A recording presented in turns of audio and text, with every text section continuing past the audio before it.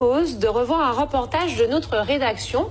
Il est daté du 13 juillet 2016. Rémi Villa, que vous connaissez très certainement, c'est un ancien champion de planche à voile. Il apporte un témoignage édifiant sur les dangers des ondes. Frappé par un cancer de l'oreille interne, les spécialistes qui l'ont suivi confirment que sa maladie est liée aux ondes du portable. Regardez le reportage.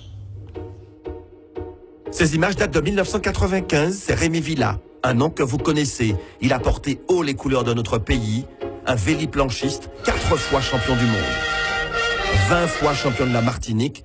Mais ce que l'on sait moins, c'est qu'il a été touché il y a quelques années par un cancer, une tumeur à l'oreille interne. Soigné à l'hôpital Pellegrin à Bordeaux, ses médecins lui expliquent que cette tumeur serait liée à l'utilisation du téléphone portable. Les médecins m'ont dit clairement, tout ceci est dû au téléphone portable. Notre service pour les tumeurs à l'acoustique a été augmenté par 5, multiplié par 5 depuis l'avènement du portable. J'ai fait tout ce qu'il ne fallait pas faire. Dormir avec un téléphone à côté de ma tête, à 30 cm de ma tête. Chose à ne jamais faire. Donc il faut éteindre impérativement son téléphone portable quand on est dans une chambre ou le laisser à l'extérieur.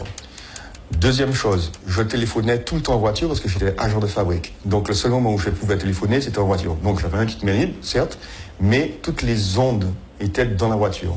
Et à Bordeaux, les spécialistes lui ont expliqué comment les ondes magnétiques du portable agissaient sur l'oreille interne.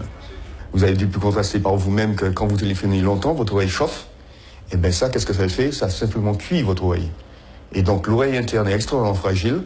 Et donc, parce que c'est tout petit organisme, etc. Donc forcément, on l'abîme, on la cuit et on finit par la détruire. Donc le téléphone portable, quand quelqu'un m'appelle, je l'utilise comme ça, microphone allumé, et je parle. Ou bien, loin de la tête, jamais comme ça. Et puis il y a les conseils aux parents concernant l'utilisation des portables pour les enfants. Le médecin me disait très clairement que le pire va arriver parce qu'aujourd'hui, les parents donnent les téléphones dès l'âge de 10 ans, voire même avant à leurs enfants, et les enfants dorment avec leur téléphone. Alors ça, le cerveau n'est pas encore construit, etc. Donc il est encore plus sensible et les dégâts seront plus importants encore. Et pour confirmer les propos de Rémi Villa, ce rapport de l'ANS, l'Agence nationale de la sécurité sanitaire et de l'alimentation, rendu public la semaine dernière.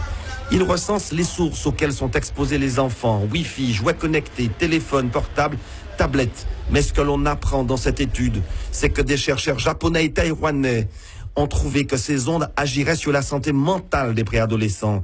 Dépression, comportement à risque, tentative de suicide pourraient être provoquées par l'utilisation précoce de ces objets connectés. Et enfin, dernier conseil de Rémi Villa, éviter les portables dans les poches. Les ondes affectent également les organes génitaux. Vous venez de voir un reportage de la rédaction télé de La Première. Effectivement, Rémi Villa, ancien champion de planche à voile.